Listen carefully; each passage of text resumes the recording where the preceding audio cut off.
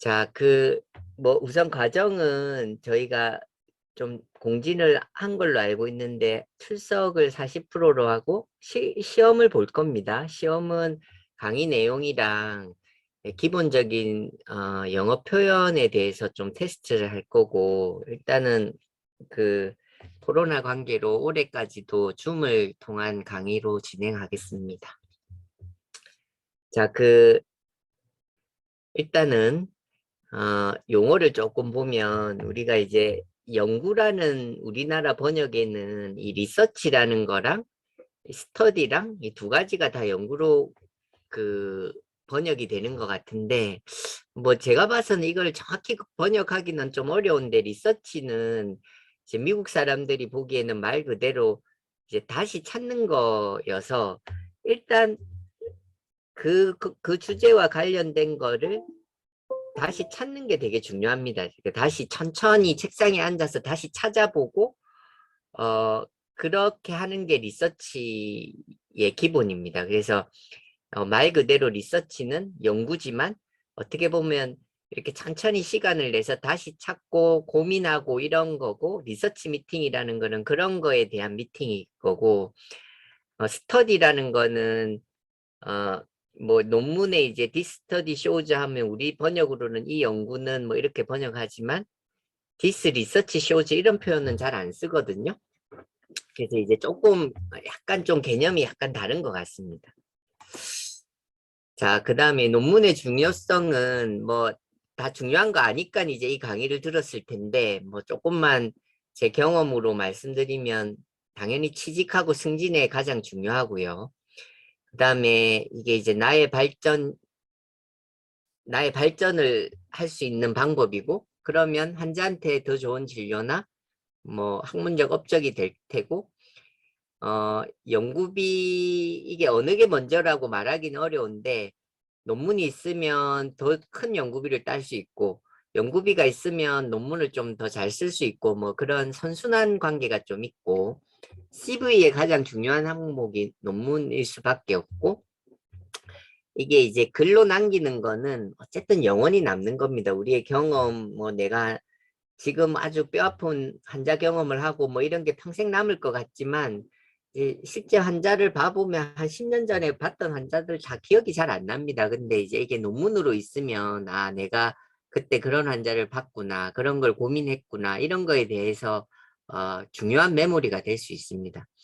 그 다음에 이제 이 이 논문을 좀 많이 써보신 분들은 또는 이제 연륜이 있으신 분들은 이 논문이라는 게 얼마나 힘든 과정인지를 잘 알기 때문에 뭐 뭔가 이렇게 인터뷰할 때나 이럴 때 이제 논문을 어느 정도 실적을 내면 뭐 특별히 안 물어봐도 아 얘가 정말 얼마나 노력하고 있구나 얼마나 열심히 공부했구나 뭐 이런 거를 가장 객관적으로 그냥 알 수 있는 지표가 될 수 있습니다. 그래서 논문은 뭐 이렇게 인터뷰할 때 일단 점수를 안고 가는 거고요.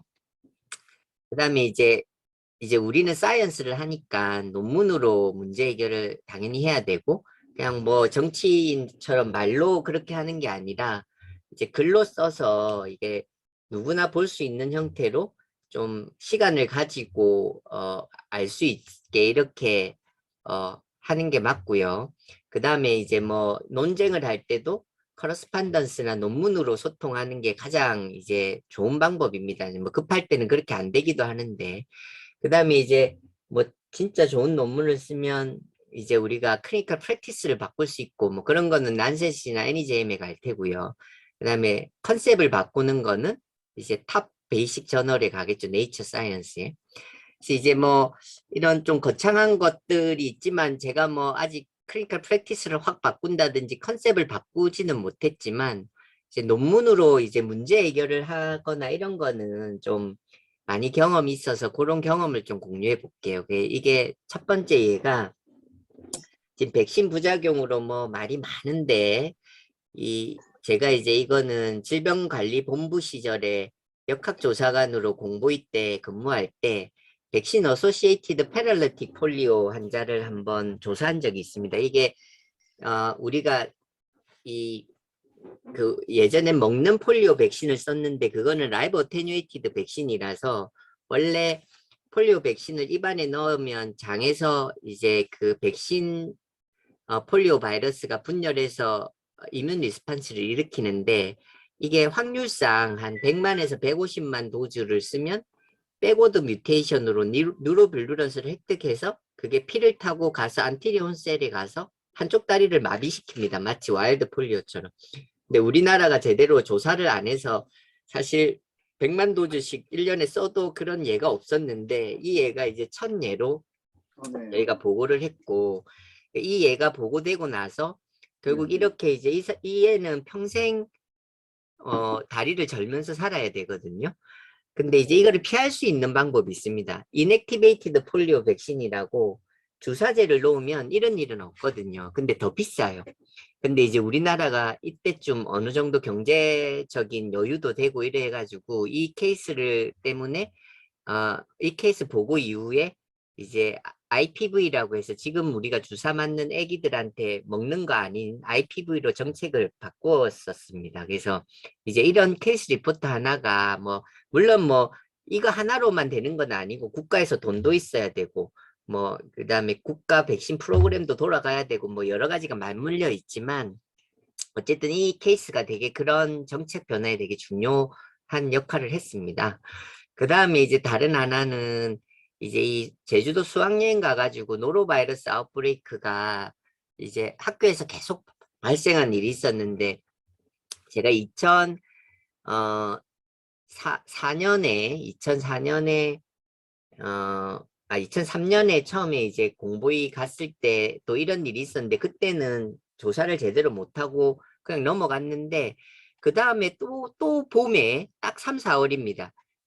여기 전주랑 여기 충청도 있는 중학교인가 고등학교인가 기억이 안 나는데 여기 호텔을 두 군데 딱 떨어져서 갔는데 이제 뭐 몇백 명씩 환자가 생긴 거예요. 수학여행 놀러 좋게 갔다가 다 설사병이 나가지고 완전 다 망치고 막 입원하고 그런 사례가 매년 제주도에 있었던 거예요, 그동안.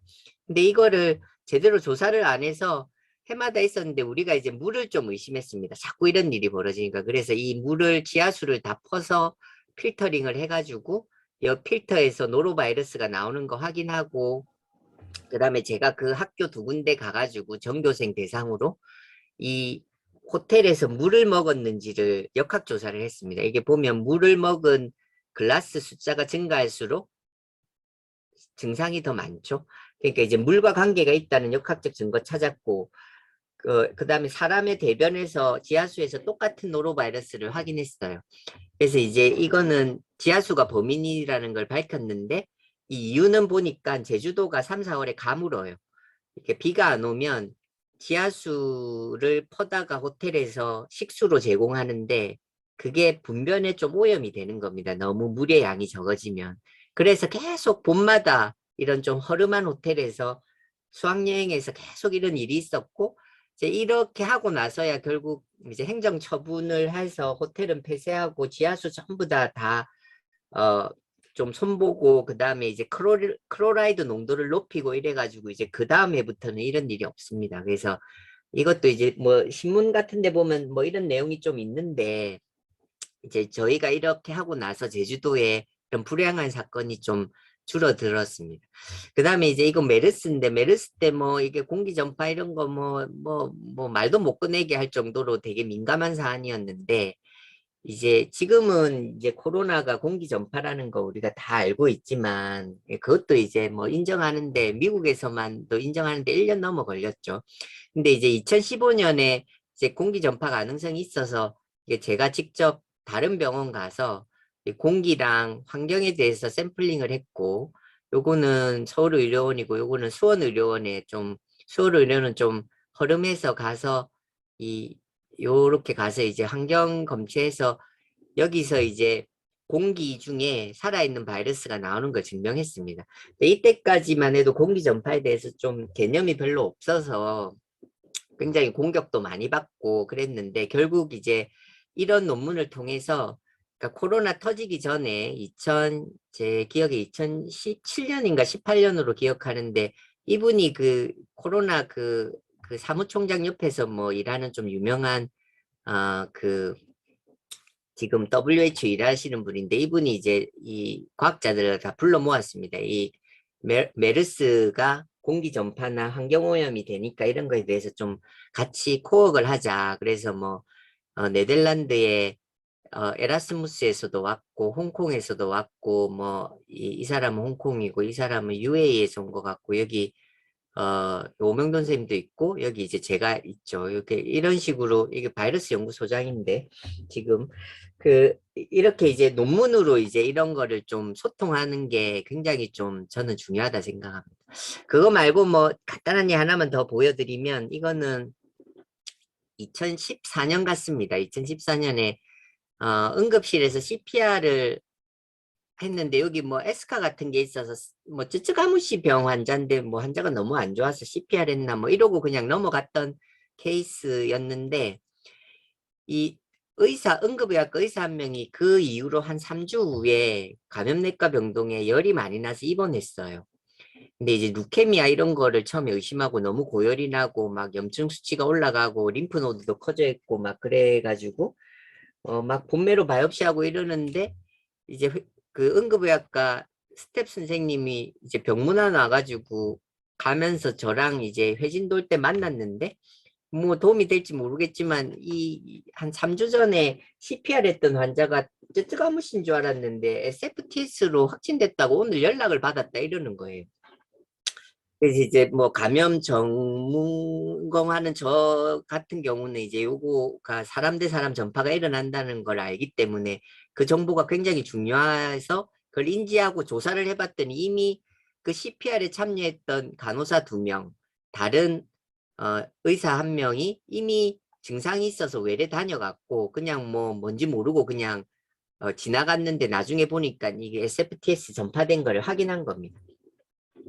그래서 이게 SFTS가 사람 대 사람 전파, 그러니까 진드기에 물려서 뿐만 아니라 중간에 CPR 하거나 이러면 사람 대 사람 전파가 일어난다는 걸 제가 보고 했는데 똑같은 사건이 원주기독병원에 그 다음에 있었어요. 논문은 나중에 나왔지만.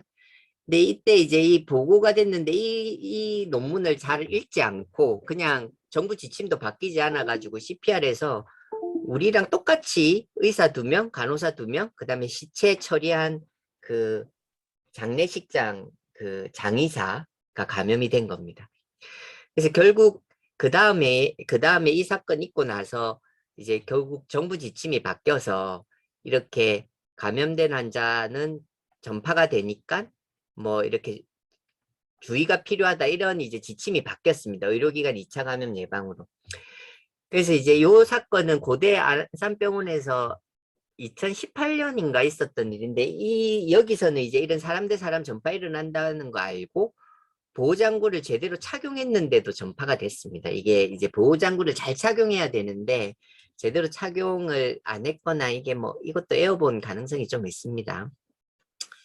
그 다음에 이제 기억날지 모르지만 그 코로나 때 한참 떠들썩할 때 경북대병원에서 뭐 무슨 뭐 의사랑 간호사 포함해서 한 열댓 명이 막 CPR 하다가 감염됐다고 뉴스에 한번 크게 난 적이 있어요.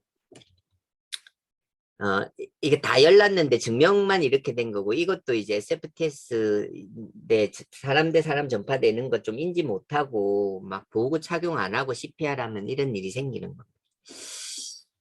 자, 그 다음 이제 그 다른 하나 좀 사연이 깊은 예를 하나 보여드리면 우리 병원에 입원했던 케이스인데 뇌사자에 의한 디시스 도너 KT를 했는데 뭐 조금 크레아틴 감소가 늦게 지연되다가 한 달째 결국 크레아틴 떨어져서 퇴원했다가 퇴원한 지 이틀 만에 환자가 의식도 안 좋아지고 이래서 응급실로 왔어요.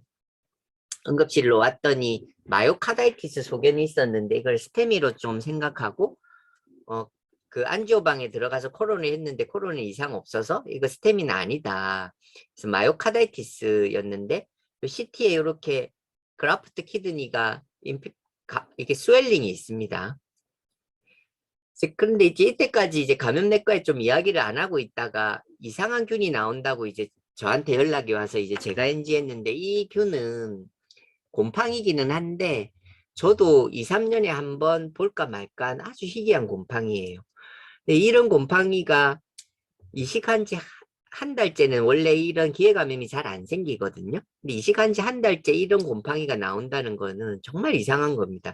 이때 이제 이런 경우는 도너 딜라이브드 인펙션을 원래 생각해야 돼요. 그래서 아 요거 이상하다. 그래서 일단은 헐른 약을 썼지만 워낙 예후가 안 좋아서 환자는 돌아가셨는데 이게 도너 딜라이브드 인펙션일 수 있으니까 혹시 다른 도너가 다른 리시피언트가 괜찮은지 이제 심장이랑 콩팥이랑 간이 딴 데로 갔기 때문에 그런 걸 좀 알아보라고 했는데 이제 그게 한참 그 지연이 됐습니다. 이게 우리나라 뭐 정보 뭐 이런 것 때문에 개인정보라고 뭐 안 알려준다면서 한 2, 3주 지나서 저한테 연락이 왔는데 이게 저희 환자인데 이미 요거는 삼성병원입니다. 삼성병원, 세브란스 병원 환자는 이미 죽었어요. 그러니까 세브란스 병원은 심장 이식한 지 2주 만에 사망했고 삼성병원은 한 달 좀 지나서 사망했고 우리 환자는 좀 약 쓰고 시간 끌다가 결국 사망했고 그나마 다행인 건 이때 연락해서 한 2, 3주 만에 다른 살아있는 간이식 받은 2명을 찾아서 한 명은 우리 병원이고 한 명은 삼성병원입니다. 어린이고 한 명은 성인인데 그래도 프로필락시스로 예방해가지고 이 2분은 살았습니다.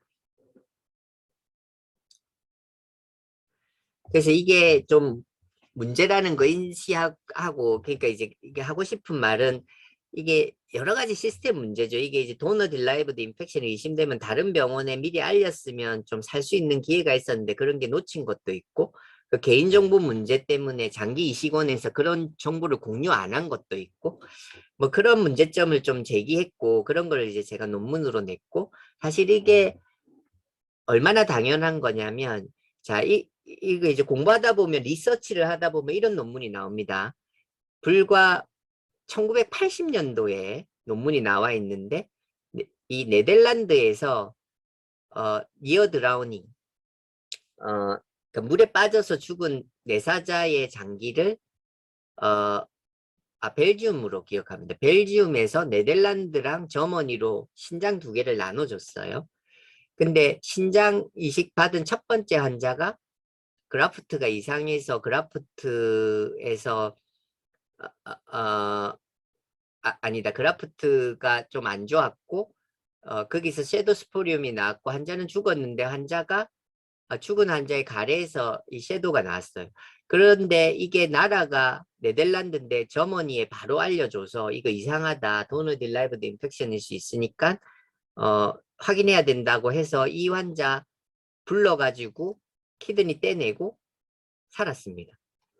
이게 1980년대 이런 일이 유럽에서는 다른 나라에서 이식을 해도 이런 일이 일어나는데 우리나라는 2000년, 2010년에 14년, 13년에 이런 일이 일어난다는 건 좀 창피한 일이죠. 이게 이 섀도스포리움은 물에 있는 균이라서 니어 드라우닝 이렇게 익사자의 폐로 들어왔다가 브로드들 타고 머리나 각종 장기로 가가지고 도너 딜라이브드 인펙션을 일으키는 걸로 좀 드물지만 알려져 있는 균입니다.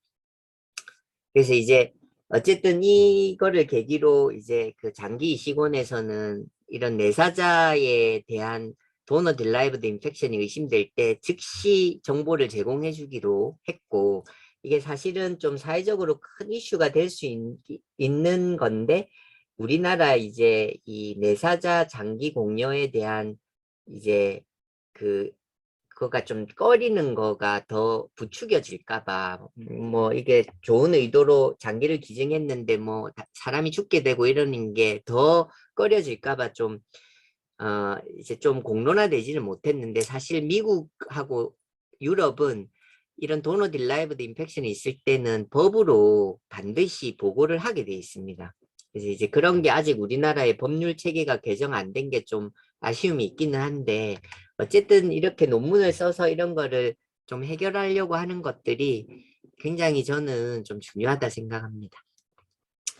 자, 그 다음에 논문 쓰는 거에 대해서 이제 좀 제 경험을 좀 말씀드렸고 논문 쓰는 팁을 좀 알려드리면 일단은 미국 학회나 유럽 학회 초록을 쓰라고 제가 말씀드리고 싶고요.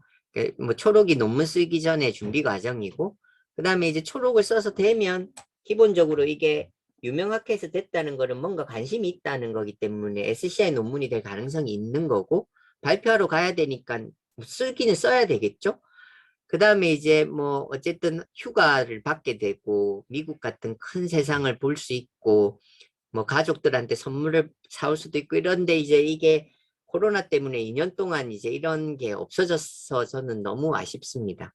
그리고 가끔 포스터 발표할 때 저는 그런 경험이 있습니다. 리뷰어들이 논문을 투고하고 가기도 하거든요. 리뷰어들이 와서 좀 실제 물어보기도 해요. 그러면 좀 진심되게 내 내용을 말해주면 이 사람을 믿는 게 되게 중요하거든요. 그러니까 리뷰어가 아 얘가 진짜 진실되게 연구를 했구나.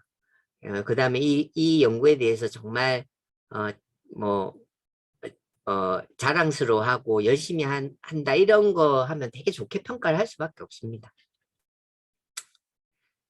그 다음에 이제 그 좀 이 우리가 뭐 취미가 있는데 이게 이제 논문이 취미라고 말하기는 좀 어렵지만 관심을 가져야 됩니다. 이것도 우리가 자동차 취미 있고 뭐 골프에 취미 있으면 좋은 차 사려고 막 그 알아보듯이 논문도 어쨌든 여러 가지 저널이 있기 때문에 그 타겟 저널을 잘 읽고 열심히 오랫동안 읽고 구독하고 이런 것들이 되게 좀 도움이 될 수 있습니다. 그 다음에 이제 퍼브메드로 계속 꾸준히 검색하는 게 되게 중요합니다. 그 다음에 이제 뭐 당연히 이거는 논문이라는 거는 굉장히 이제 여러 가지로 좀 고통스러운 과정들이 많기 때문에 열정이 있지 않고 그냥 이게 뭐 건성건성으로 뭐 해서는 절대 결실을 얻기가 쉽지 않습니다. 그래서 뭐 리비전이 온다 그러면 내 휴가 다 반납하고 밤을 새서라도 어떻게든 해결하는 그런 열정 그런 거가 있어야 되고 그게 저는 사실 제일 중요하다 생각합니다.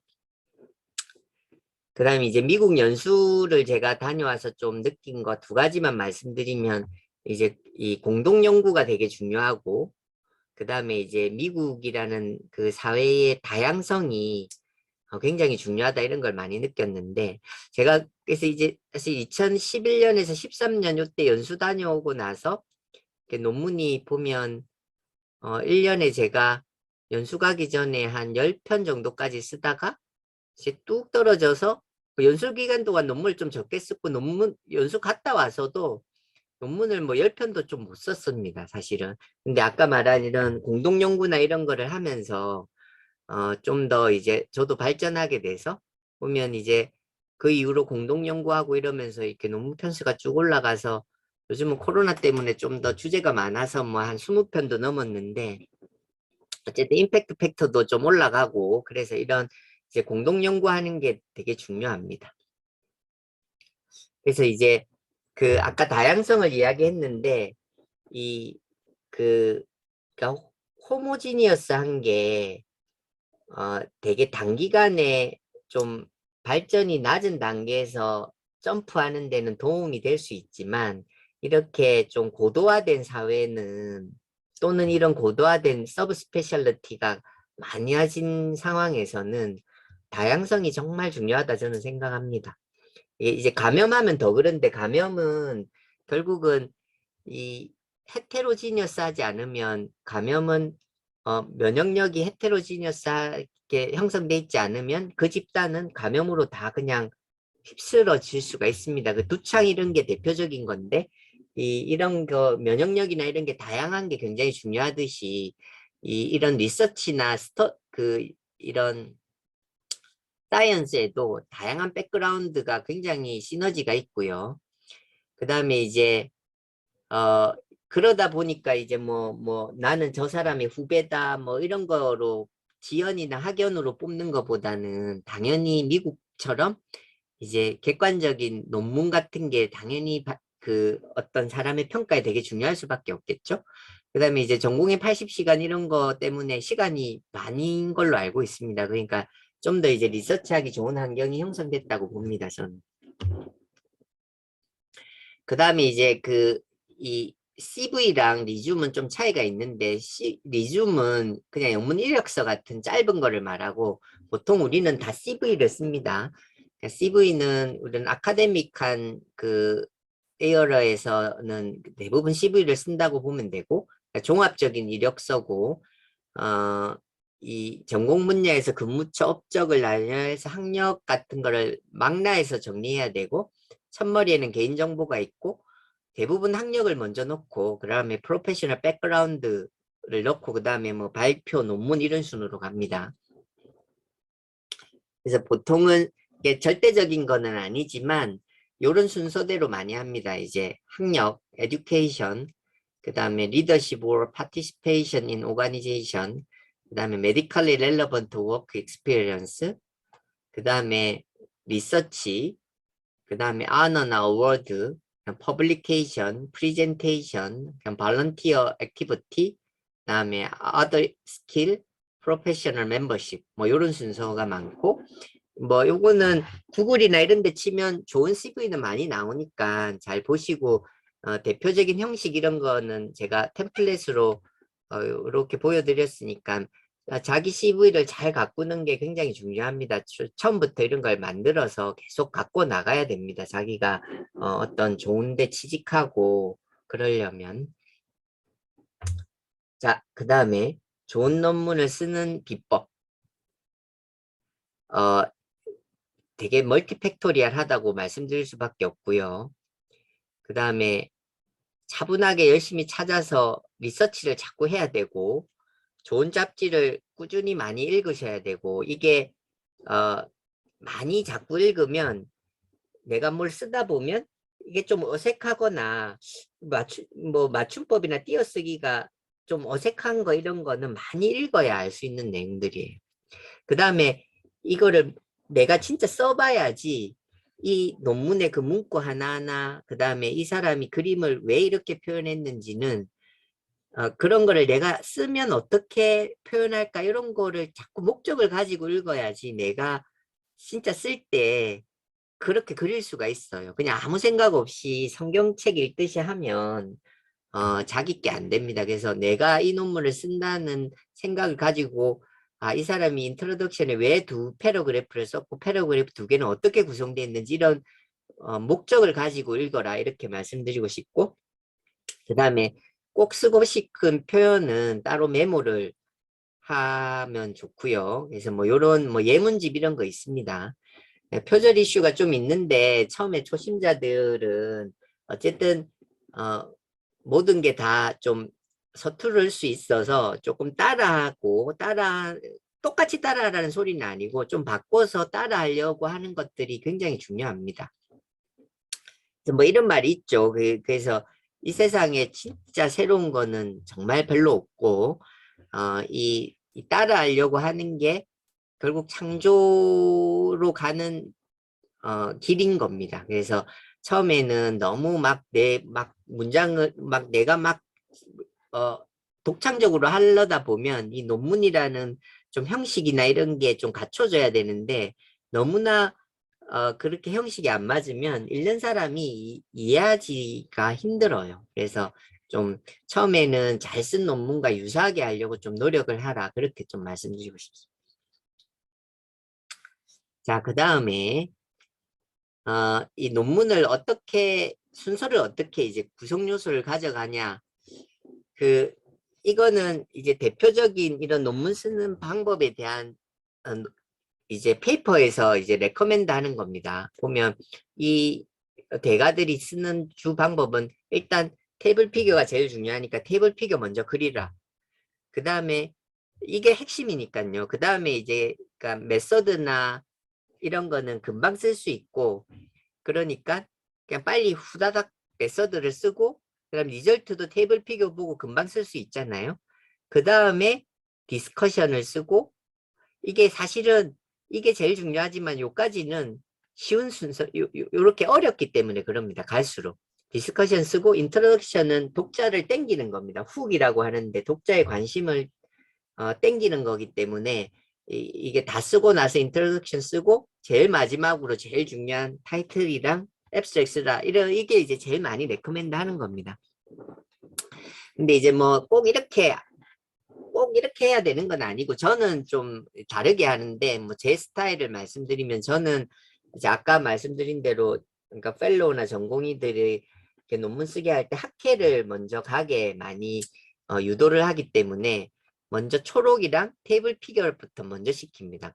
먼저 씁니다. 저는 뭐 그렇게 하기도 하고 그래서 메인 뼈대를 먼저 갖추고 그 다음에 초록을 내려면 타이틀도 있어야 되니까 요렇게 먼저 쓴 다음에 그냥 저는 순서대로 많이 하는 편입니다. 이게 인트로덕션이 어렵다면 어렵지만 또 쉽게 쓰려면 인트로덕션은 좀 형식이 간단해서 두 패러그래프만 있으면 돼. 자꾸 길게 쓰려고 하면 안 되고요. 인트로덕션은 딱 두 패러그래프만 쓴다고 생각하고 뭐 내가 SFTS 하면 SFTS를 잠깐 소개하고 왜 내가 휴먼 트랜스미션을 논문을 쓰려고 하는지 그거를 간략하게 쓰면 됩니다. 두 패러그래프로.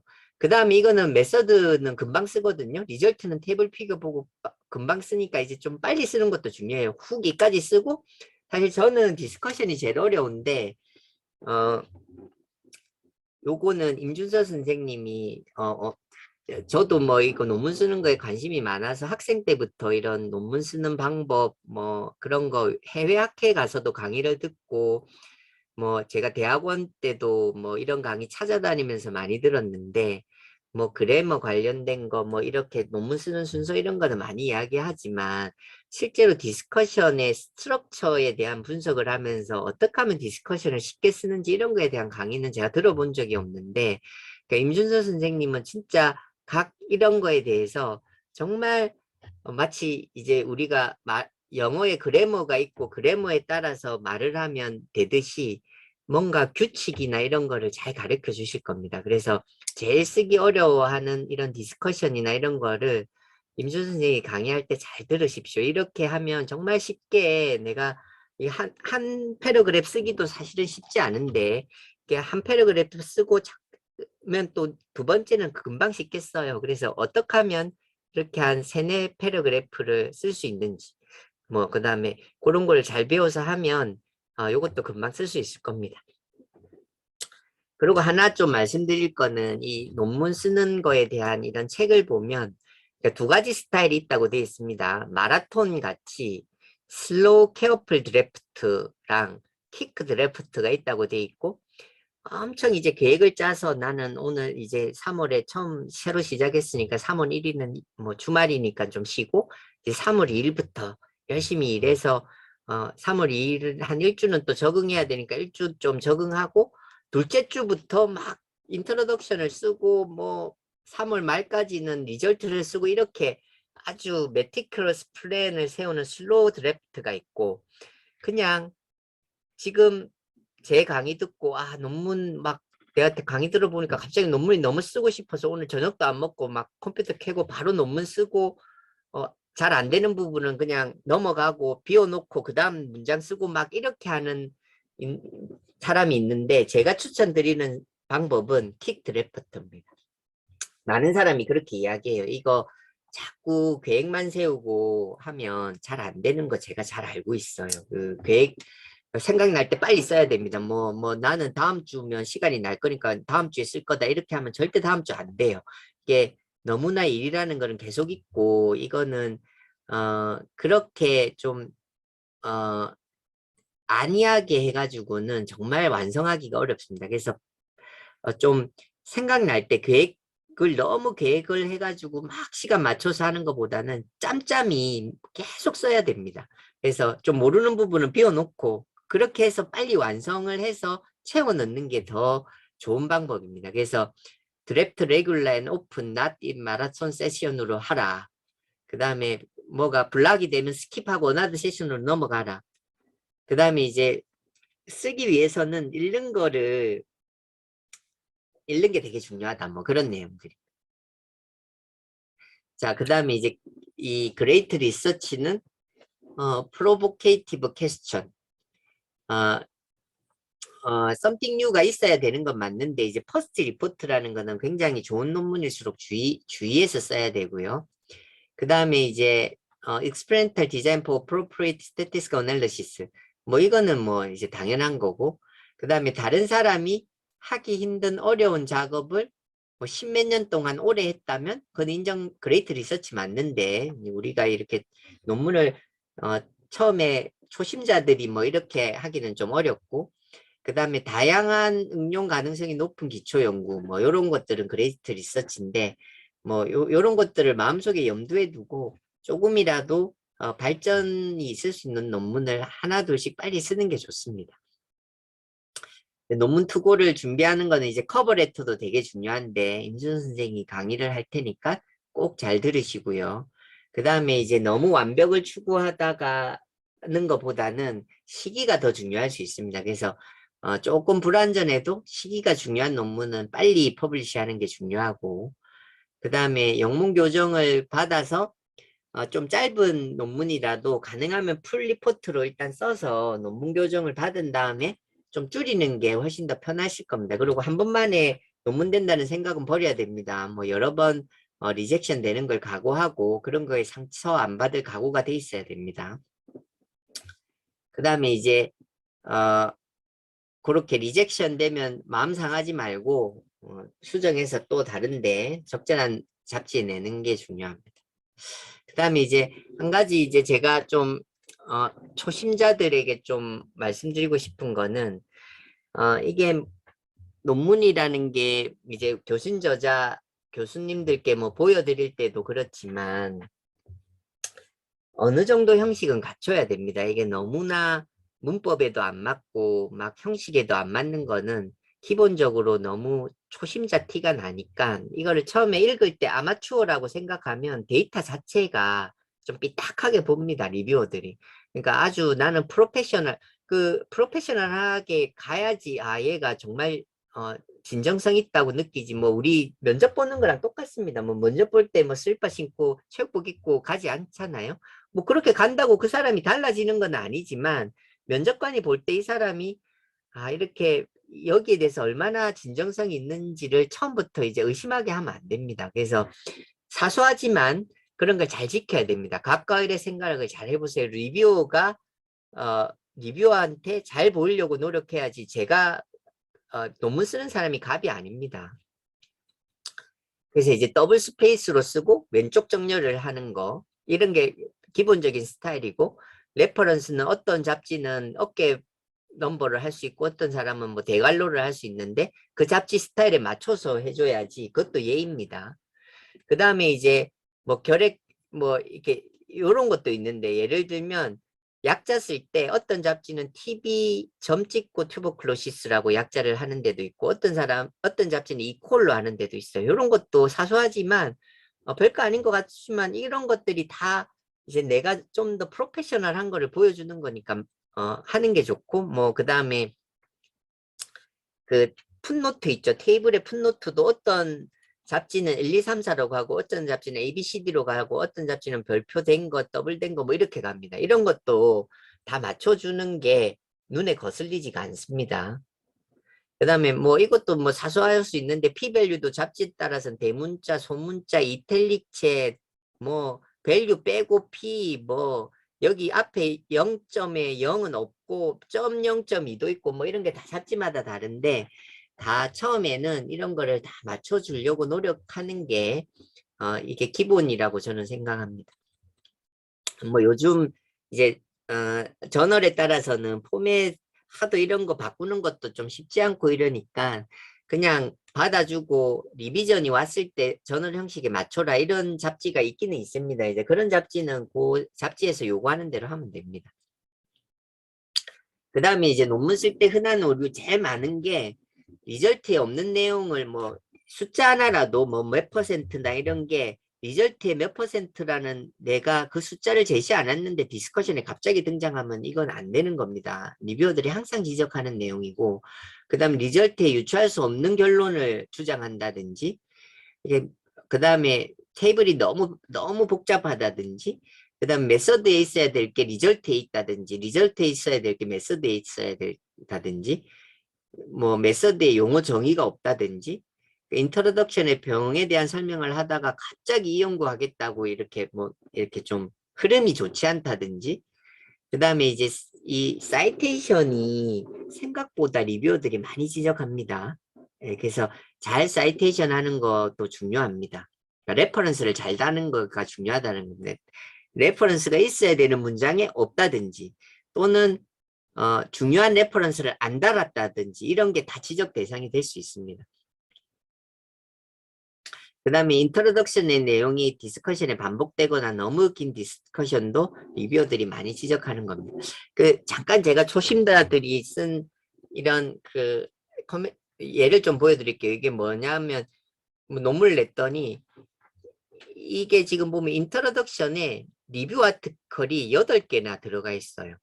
이런 거는 진짜 좋지 않은 겁니다. 이제 리뷰 아티클 하나 정도 하고, 뭐, 그 다음 오리지널 아티클을 해야 되고, 인트로덕션에 너무 많이 사이테이션을 하면 좋지 않아요. 이제 이런 거는 너무 이상하니까, 이제 뭐, 이런, too much 리뷰 아티클, 막 이런 식으로 이제 코멘트를 하는 거.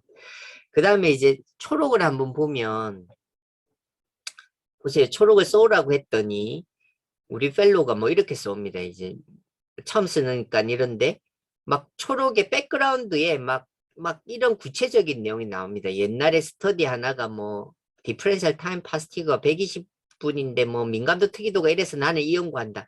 이거는 뭐 인트로덕션에는 있을 수도 있지만 이게 초록의 백그라운드에 들어가는 내용은 아닙니다. 이런 디테일한 거를 넣지 않습니다. 그냥 데이터가 부족해서 한다. 이렇게 좀 러프하게 가야 되는 겁니다. 그 다음에 보시면 메서드 보세요.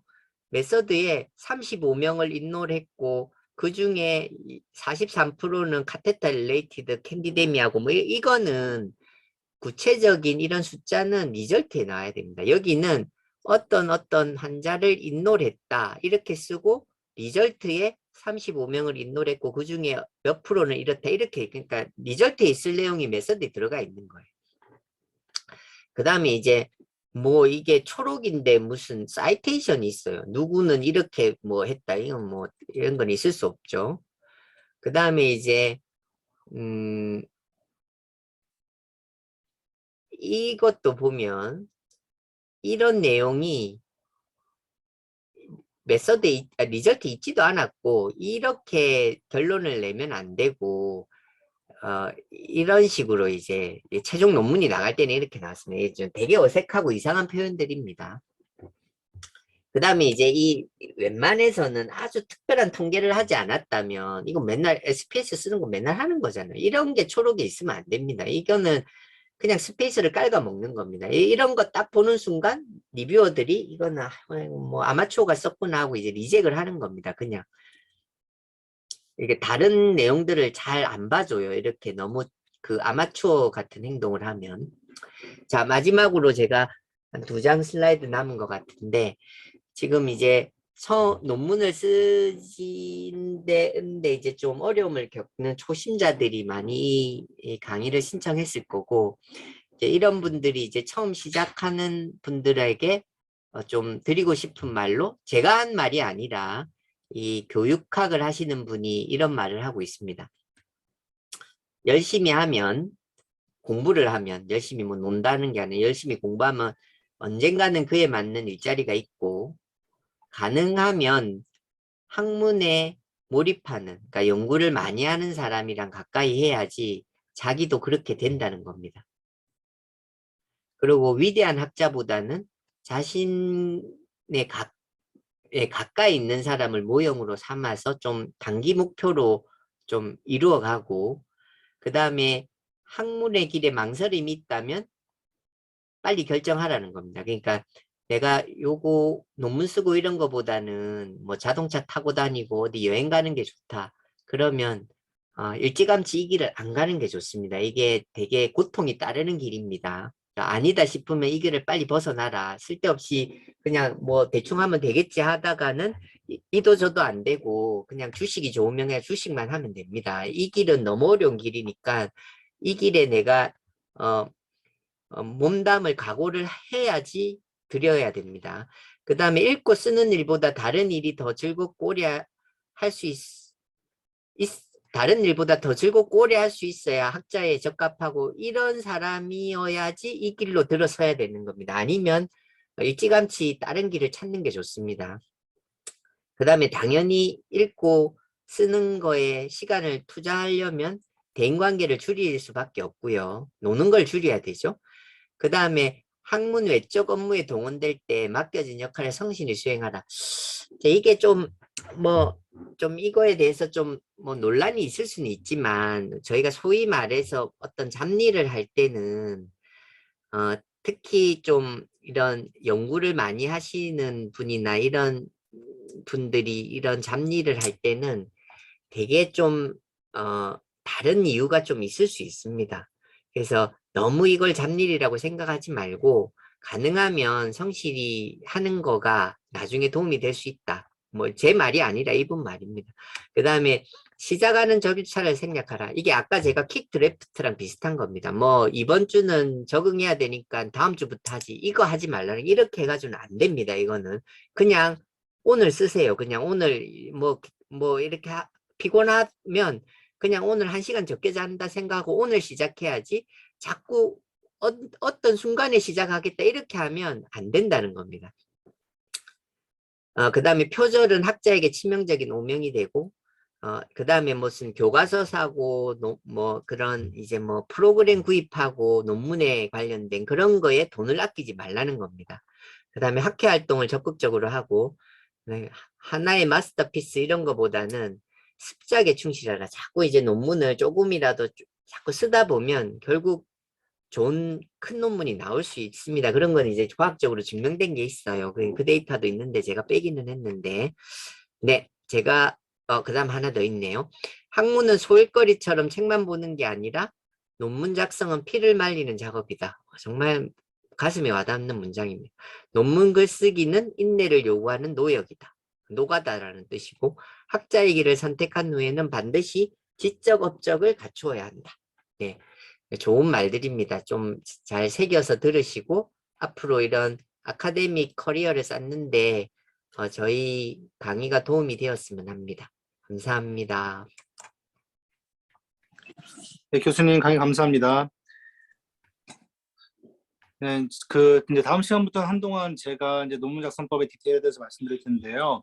그 내용들이 지금 오늘 김상훈 교수님 말씀해 주신 그 전체 틀 내용에서는 벗어나지 않습니다. 그래서 오늘 내용도 굉장히 중요하니까 이제 숙지하시기 바라고, 그리고 그보다 앞서 말씀해 주신 내용들, 우리가 임상 연구를 하는 것이 왜 중요하고 왜 또 이렇게 흥미로울 수 있는지 그런 것들, 네, 여기 계신 선생님들 모두 이제 느끼시면서 대학원 생활 하시면 좋을 것 같습니다. 네, 그리고 네, 어쨌든 이 수업에서 굉장히 중요한 것이 출석이니까요. 앞으로도 바쁘시겠지만 출석 꼭 신경 써주시고요.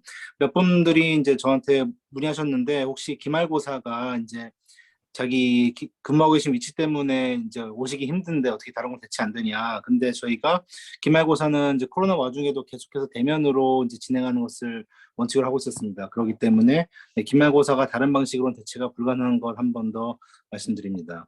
네, 그럼 다음 주 화요일부터 네, 또 한동안 강의 시작하도록 하겠습니다. 끝내면 될까요? 네, 끝내면 될 것 같습니다. 네, 고생하셨습니다. 네, 수고하셨습니다. 네. 감사합니다.